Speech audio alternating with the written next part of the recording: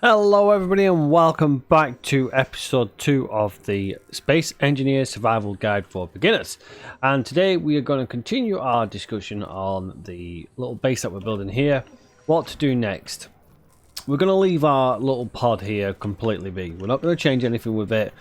We may do something with it at a later stage, and I'm going to give you a couple of options as to what you can and can't do, or what you should or shouldn't do, should I say, with the little pod. Right now, we want to concentrate on getting some way of building up some stuff. That little survival pod's not going to be able to do long term. For that to happen, we need a basic assembler and we need a basic refinery. As both require steel plates, we can actually place both of them down. Now, there's a couple of things I want to note here. The basic refinery has two little yellow squares on them. These squares are conveyor ports. Now you'll notice that there's no holes in them, that they're like automatically open when you connect them. Now there's a couple of things we want to do. We want to be able to easily transfer resources around. Now these, on a large build, these are always large slots, so you can transfer anything through them. If you're on a small build or a small grid, then components and stuff like that doesn't transfer through small conveyors, so that does present us with problems when building small ships. However, we've not got that problem when building a base, but I just wanted to comment on it just so you're kind of aware of it, that it's going to happen.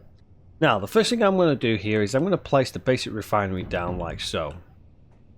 Now because I've placed it that way, there's going to be a connector in front and there's going to be a connector behind. I'm then going to place the assembler behind. What I'm going to do is I'm going to make sure that our connector there is rotated around so that we can connect it directly to the refinery. Now if you're wondering how I'm rotating around, you can notice in the top right there it's giving us the directions of the rotation. So if we press the home key, it will rotate it up, and key rotates it down. Delete, page down. Sometimes it rotates it around and stuff like that, and I'll go through doing little things like that at a later stage, but just so the basics of rotating is there, that's how you do it. Now another thing I've done, which I did whilst off camera, was I actually dug down the hole a little bit more. So if we go down here, injured ourselves jumping down, you'll notice this hole's a little bit bigger now, and we've got more resources that have been pumping through the survival kit, just so that we didn't have to wait around and I could get things going. So we've got some things in here now, but I want to be able to build my basic assembler. Now if I try and take out from the basic assembler by pressing my middle mouse button, it's saying cannot withdraw 51 computers and 20 steel plates. But we still need 51 computers and 20 steel plates. I've already placed it in, and I've already placed it on add components from build planner to production queue. Now it's important to note, if you take it out manually, it will still be in the build planner and it'll still expect to take it from the input thing here. If you've done that and you've then, built whatever you built and you forgot to change it, all you need to do is press the G button and you can right click this and it'll take it out of your build planner. You can also directly input from things to here, like so. So if we now then tell it to add components from build planner into here, it will then produce everything we need for both of them. So we're just going to let that tick away for a moment. We're going to try and take what we've got, like so. That's all we have at the moment. It's got plenty of space. We're then going to go over to here and we're going to weld up what we've got, and hopefully we won't be too far off. I'm skipping. We won't be too far off needing the rest of the stuff. So there you go. So all we need was the steel plates if we want to put it above that function line, but we'll just weld this up here without getting too far away. And you're operational, because all you need is the steel plates for more protection. Our conveyor is lined up with our basic assembler, basic refinery, so everything's going to work perfectly. And I'll go through that in a moment when we go to it.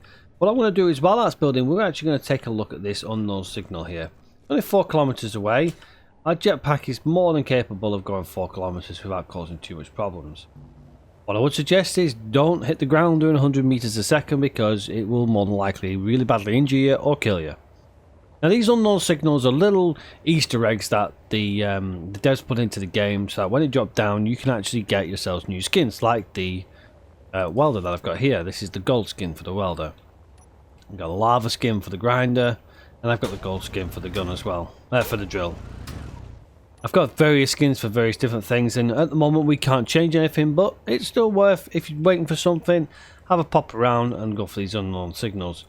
Sometimes they're really easy to gather. Sometimes they'll be bouncing around to make it a little bit harder for you, like so. See, as soon as you get near it, it's going to try and take off. Now what you do want to do is you want to press this button that's on the side here. If we let it drop back down again, and if we press the button there, try your luck to get a new special item. We got a new item, cow rifle. Visit a medical room to change your appearance. Now that we've pressed that button, it's disabled the pod, and we've got a couple of things we can do. We can just leave it. We can double check inside it. Oh, we've got an enhanced welder, fantastic. We've got some steel plates, and we've got some space credits. Double click them. We can now replace our welder, which I'll do in a moment. But we can grind this down and take all the resources off it. All these resources are useful. We'll just grind it away. Oh, there's another button panel there. Oh, that's its control panel. There's its sensor that it was using to detect us when we got close by. You can go ahead and grind this whole area, this whole thing out, and you can use it all in our builds. Okay, we've ground that down now, so we can head on back to our respawn pod, hopefully. Nope, we haven't got enough fuel, so we're skipping all on the ground. Oh. It's causing us injuries. But we can't slow down.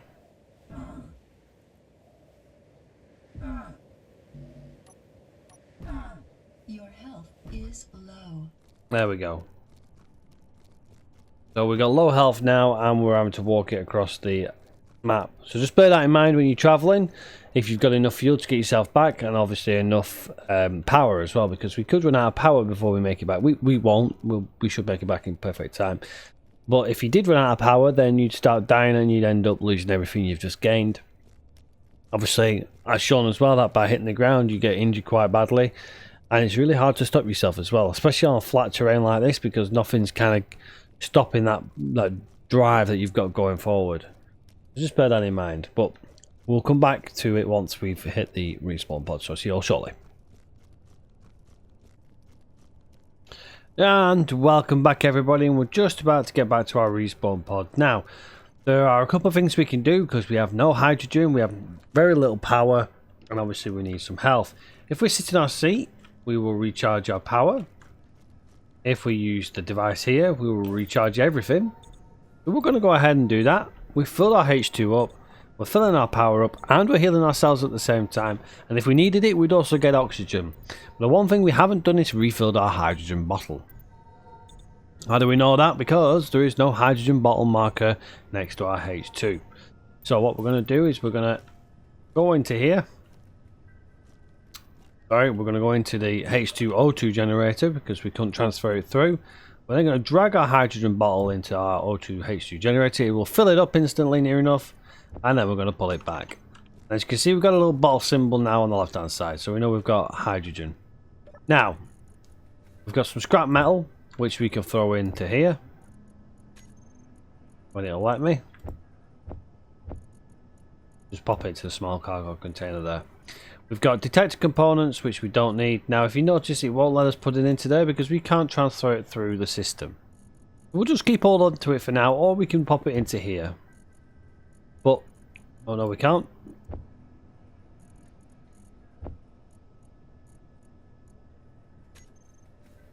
Okay, so we won't accept it. Ah, yes, sorry, correction, I do apologise. It's because it doesn't build it. So when it doesn't build, it won't allow you to place into it. I did forget about that. Now we want our steel plates back, we want our computers, our motors, all these kind of stuff. We want all of these. I don't think we need the display, but we'll grab it just in case. But what we do want to do is we want to finish off what we were doing here with our basic refiner. And we've got all of our components now. And we can more than likely top this up as well. So this is now on 100%. It'll take any impacts and not just wipe it out instantly. So now we're getting into the realms of actually being able to do a few more things than we could do earlier. And what I mean by that is the things I couldn't place in a second ago, I can actually put into the assembler on this. Now, the reason why I've done it this way rather than the other way is because the assembler only has one of the connector ports.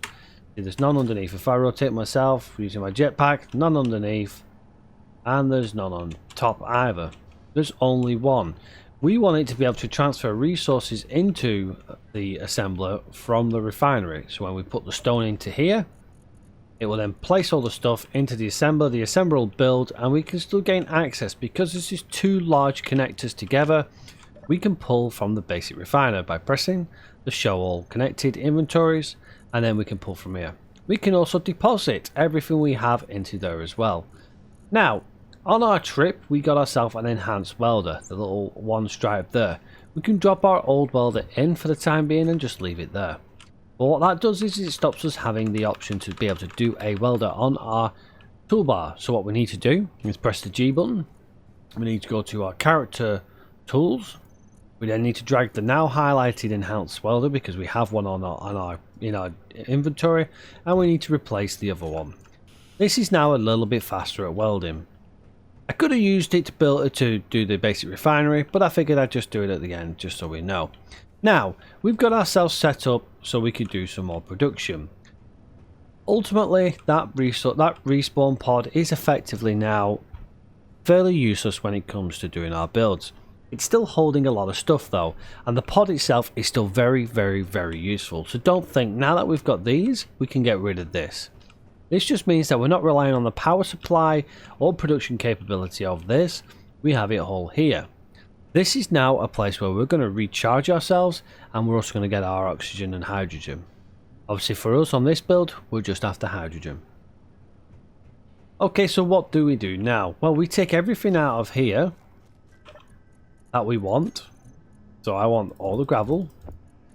Actually, no, we'll leave the gravel in for now, and I'll explain why in a second. But we'll take everything else out.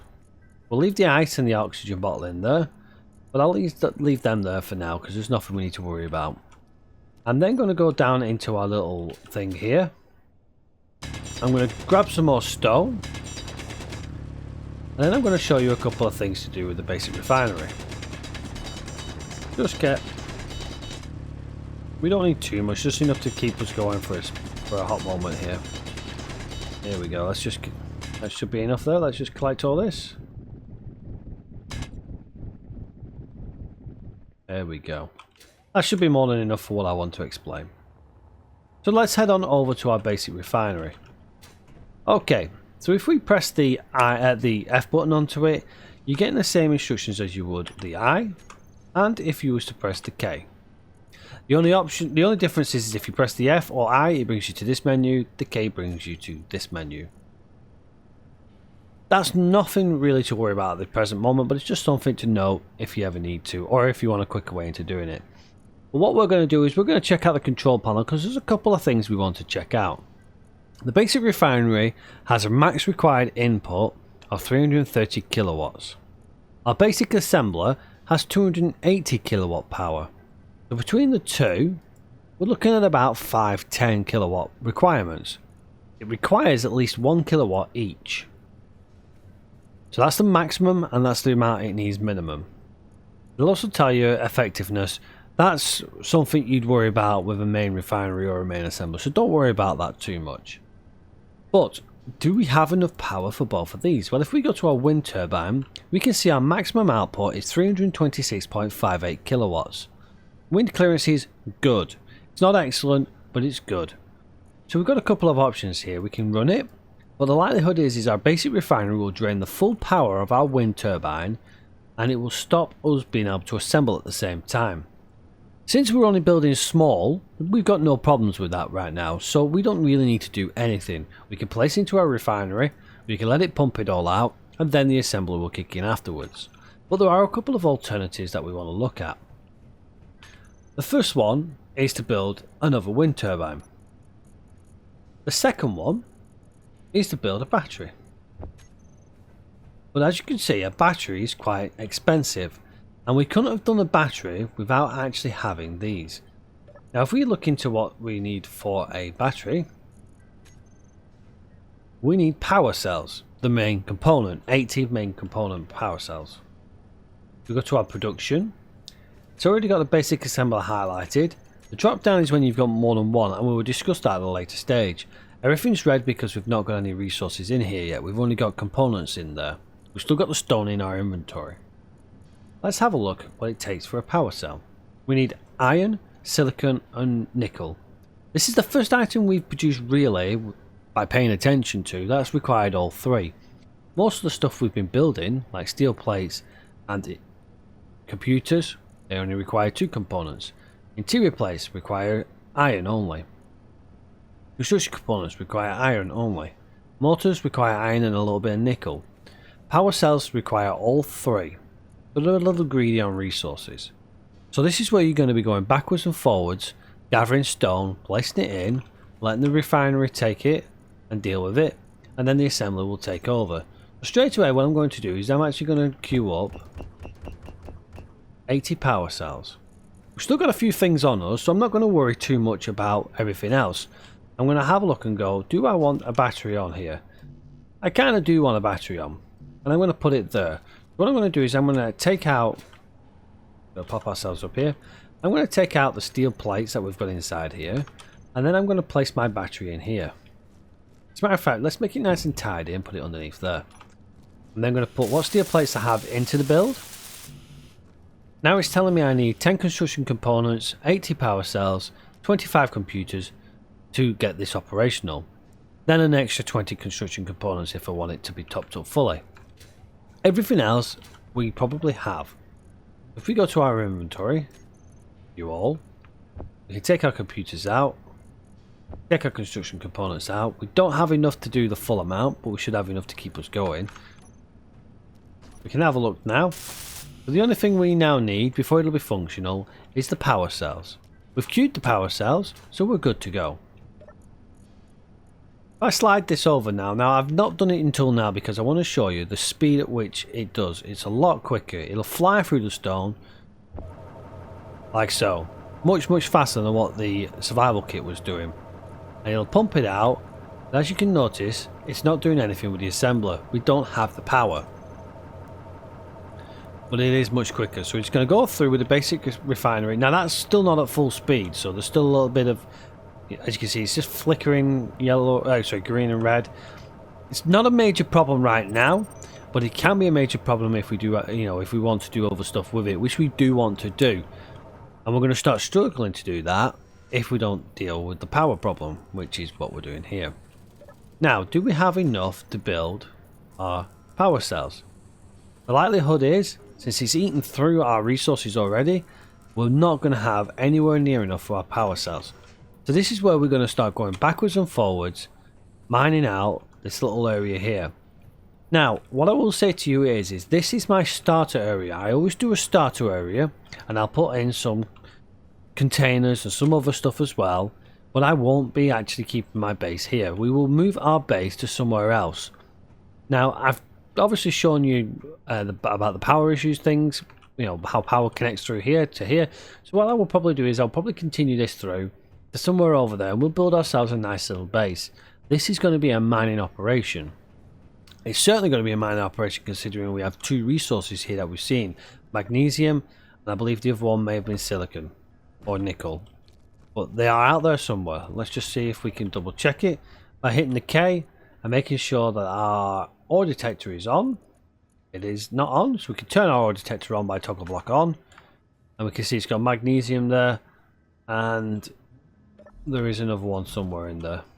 But we don't need to worry too much about that, but we've got something we can work with. So this is going to be a mining operation. We've landed nicely here. So that's it for this episode. What I'm going to do is I'm going to go ahead and I'm going to mine out some more of this ground here so that we can then move on with the next part. I want to try and keep these episodes nice and short just so that you can just keep up with them, and hopefully you can follow along with yourself, or you can use the information that I provide you with to obviously help out with your builds. But in this episode we've managed to cover the assembler and the basic refinery, just so that we know, so that we're set up, ready to go on our next build. In the next episode, we're going to finish off building the battery, so we then can show you some power supply, upkeep and downkeep and stuff like that, and also a ways you can start looking at dismantling your respawn ship and actually bringing it into this mini base here. We'll probably expand outwards, as I've mentioned here, to this section here, and then we can build the start of our base there, and we can mine out a large hole. Now, you may be thinking it's a bit terrible having a massive hole outside your base, but we're going to utilize the hole as well. We can, if we want to, just leave it and ignore it and cover it up, but I'm going to do a little bit of a construction pit, and hopefully you'll enjoy that as well. But until next time, everybody, take care for now. Make sure you do leave your comments in the comments section. I like to listen to all your suggestions or ideas or questions. If you're struggling with the game and you want to move on from here and you can't wait for the next episode, make sure you check out the description below for the link to the Discord. And if you really enjoy the game and you want to get into a bit of a friendly atmosphere and playing it, then we do run a Space Engineers server with the collaboration with Team Skyju, so make sure you check that out. And hopefully we'll see you on there. But until next time, everybody, take care for now, and I'll see you on the next one. Bye bye for now.